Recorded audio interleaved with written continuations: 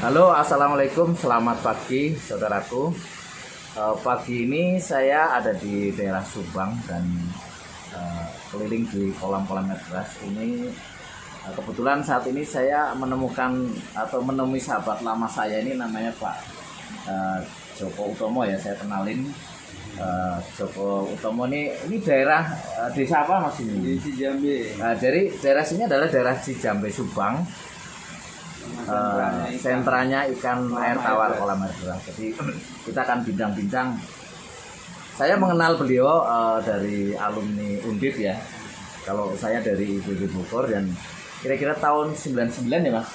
2000 tahun 2000 ya. Jadi 2000 saya sudah ketemu beliau di daerah Subang ini, karena saya aktivitasnya adalah di pabrik pakan. Jadi kemudian ketemu dengan saudara saya, dan ini hari ini kita coba bincang-bincang tentang budidaya ikan nila merah ya. Jadi mulai bisnis ini alasannya seperti apa dan sejarahnya seperti apa Mas? Bisa dijelaskan secara singkat ya?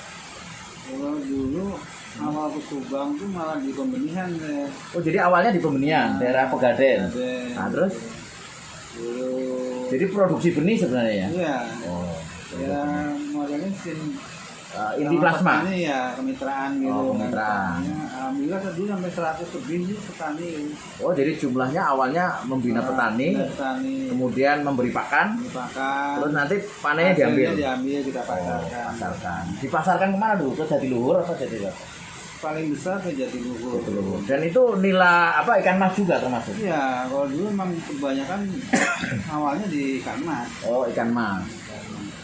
Jadi di Subang, namanya Subang Utara ya. Subang itu terbagi dua, Subang Utara dengan Subang Selatan. Subang tuh ada pesisirnya, ada dataran rendah, ada dataran tinggi. Dataran tingginya gitu.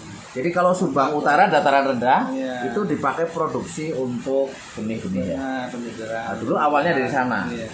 Nah, kalau Subang yang atas ini adalah kolam air deras ya. Nah, sekarang di sini antara ikan nila dengan ikan mas tuh porsinya berapa persen ya? Kalau itu ya bisa dibilang sampai 80% udah nila. Oh gitu. Nila merah ya. Sekarang udah mulai muncul lagi nila hitam.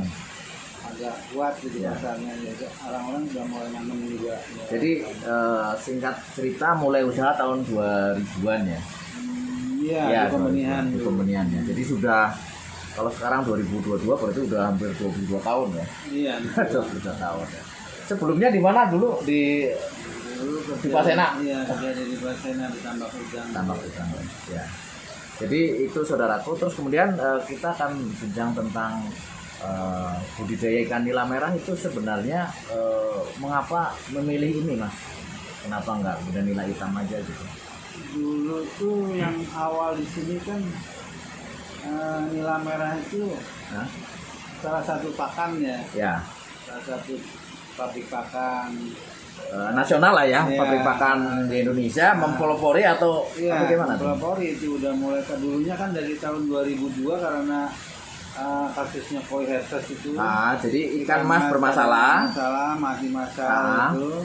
Akhirnya kan muncul alternatif pemeliharaan ikan yang lain. Kalau di Bogor ada orang melihara bawal gitu ya. Betul, di sini sama juga, ya. Cirata juga sama. Di sini juga pun banyak yang dicoba kan. Dari mulai bawal, patin. Tapi ternyata dengan air deras ini nila lebih cocok ya. Ya, alhamdulillah kalau nila bagus gitu. Jadi diawali dulu ada musibah koi herpes virus ya, tahun 2000-an ya. 2002 ya. 2002 itu ada kasus penyakit yang kemudian merontokkan usaha ikan mas secara nasional. Karena dipelopori sama salah satu pakan itu dan pasarnya terbentuk, image dari ikan nila merah di Subang itu bagus. Akhirnya jadi berkembang terus gitu, stabil gitu ikan nila merah, banyak mulai tahu gitu. Padahal awalnya ya belum tahu ya. Jadi sebenarnya masyarakat tuh bisa diedukasi. Iya. Ini untuk memakan ikan nila merah. Mungkin karena dari segi rasa yang dari sini kan kualitas airnya bagus gitu kan. Jadi akhirnya rasanya juga beda ya. beda Kita rasanya. Misalnya dengan waduk gitu ya. Iya, betul. Makanya terjadi perbedaan harga ya. Betul. Antara produksi ikan waduk dengan ikan subang ya. Iya. Nggak tahu kalau dengan tambak Indramayu segala tetap beda ya. Ya, beda. Oh, jadi ada cita rasa yang sangat unik ya untuk dari ikan-ikan yang ada di Subang ini sehingga harganya berbeda. Terus kemudian pasarnya rata-rata ukuran berapa on tuh yang? Kalau saya kecenderungan ngambil di pasar yang ukuran besar ya, mulai dari 4 on gitu sampai jadi 1 kilo gitu. 4 ton sampai 1 kilo ya. Itu rata-rata ke rumah makan ya. Rata-rata ke rumah makan, supermarket gitu. Oh iya. Dan itu dalam kondisi hidup ya. Hidup kita.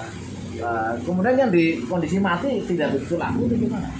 Kondisi mati muncul tenggelam sih kadang-kadang gitu ya. ada yang minta gitu kita bersihin gitu. Ya, ya. Sempat dulu juga ada sih yang rutin 1 minggu sampai 250 kilo. Oh iya. Jadi bersihin dalamannya, insang sama sisiknya. Tapi yang pelihara nila hitam tetap ada di situ. Ada Ya. Cuma porsinya lebih banyak nila merah. nila merah. Enggak, sekarang tentang pakan gimana sejarahnya? Dulu awal-awalnya itu pakan tenggelam ya. Iya dulu pakan merah, tapi kalau di nila dari awal sudah pakai apung ya. apung. Jadi memang pengenalan dan saran dari pabrik yang mempelopori itu adalah apung. Iya, ya, pakan. Jadi pakan apung akan lebih baik untuk budidaya ikan nila dan lebih terkontrol ya, Lebih efisien ya. Jadi ada ini ya misalnya konten protein yang disyaratkan misalnya bagusnya usia sekian. Dari pengalaman kalau di nila itu ya yang paling ideal yang paling bagus ya di protein 30 sih sebetulnya. Minimal ya. Iya, 30 bagus. 32 itu bagus.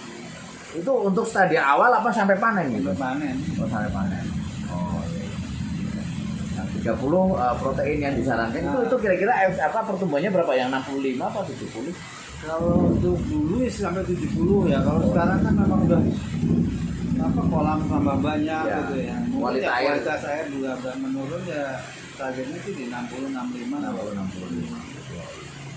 Nah, dengan katakanlah misalnya sekarang 60 atau 65 harga pakan segini masih visible ya. Kalau untuk dengan harga ikan yang sekarang harga pakan segini masih oke lah ya bisnis ini ya. Nah, terus harga benih itu rata-rata kiloan apa ekoran mas? kalau benih di Subang kiloan. Kiloan ya. Sekarang berapa sih kilo rata-rata? Di Subang ya kalau ringnya tuh di 27 sampai 35. Oh, mahal-mahalnya 35 Iya. harga benihnya. Ya kalau murah-murahnya udah 27. Ya, dengan isinya sekilo 80 sampai 100. Iya, 70 80. 70 80. Per kilo. Ya. Itu ada strain-strain khusus nggak? Maksudnya ini unggul dan tidak unggul? Enggak sama sekali. Kalau ada pun beda nggak terlalu ini kalau menurut saya Oh. tergantung pemeliharaan aja. Oh gitu ya. Kirain ada. Kalau misalkan ada tawaran benih dari Jogja dan sebagainya belum pernah ya? Enggak, dulu waktu saya produksi banyak ya kalau kekurangan ya ngambil ke Jogja. Dari Jogja ya. Di sini kekurangan ya. Oh iya iya. Makan terus pasarnya tidak masalah selama ini ya. Ke Jakarta, ke Bandung atau kemana? Iya, paling besar ya Jabotabek. Jabotabek ya. Ke Bandung, sebagian ke timur. Oh timur sudah ada. Tapi misalnya ke sektor misalnya pemancingan itu ada nggak? Pemancingan udah mulai. Itu Udah mulai. biasanya nila hitam gitu. Oh. Sekarang ada yang minta buat Nila merah. pemancingan nila merah. Iya iya.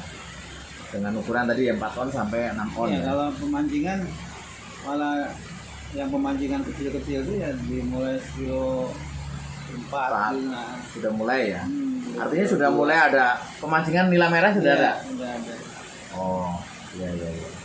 Nah ini kan sekarang harga pakan kan naik terus ya mas ini karena memang bahan bakunya juga Iya. luar biasa. Jadi semua pabrik sepertinya juga tidak kuat menahan gejolak bahan baku. Nah ini yang dirasakan si petani nila bagaimana itu kalau dengan kenaikan pakan yang sekarang ini? Kalau nggak salah dari tahun ini sudah naik kira-kira berapa? 800 sampai 1.200 ya per kilo. Nggak tahu merek lain. Sudah sampai hampir 2.000 Pak. Wah, jadi pakan itu sudah naik sampai 2.000 per kilo ya. Jadi itu bukan naik lagi, udah lompat ya. Lompat ya. Kalau pakan udah naik susah turunnya. Oh, Nggak ada. nggak ada ya.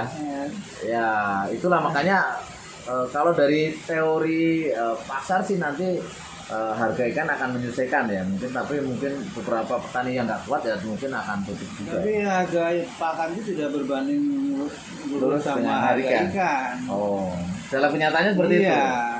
Kalau ikan kan tetap apa ini ekonomi kan ya. Ya, tergantung daya belinya ya. Supaya demand Supply kan. demand ya. Kalau daya belinya bagus, lagi ini ya bisa Iya. disesuaikan ya. Kalau produknya pelari buahnya kayak jadi murah. Wah, gitu. ya, ya sebagaimana hukum agribisnis yang lain lah ya. Iya. Gitu. Jadi, lah kalau menurut Mas Joko ya, ini produksi ikan nila di sekitar Subang ini kayaknya satu hari berapa ton ya? Kalau dari data dinas tuh Bisa 10 ton lebih ya. lebih. Kalau pakannya kan kurang lebih, kalau dari taksiran saya sekitar di Subang bawah sama Subang berarti Subang atas saja mungkin kira-kira 1000 ton. Iya. Pakannya aja. Iya. Nah itu nilainya kira-kira berapa? Ini 50% 50% ya? paling jelek ya.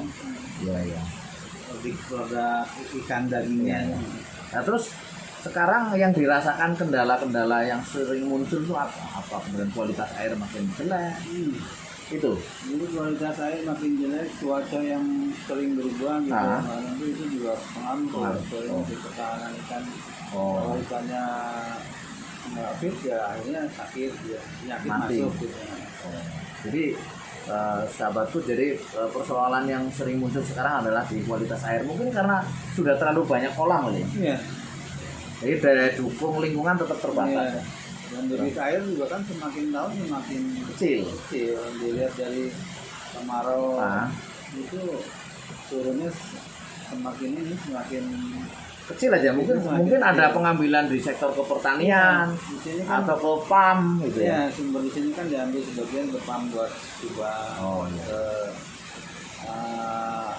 air buat di pemukiman di sekitar di kami di sini. Ya. Penduduknya semakin banyak, akhirnya pengambilan air semakin banyak. Ya, itu saudaraku bincang-bincang saya dengan sahabatku Pak Joko.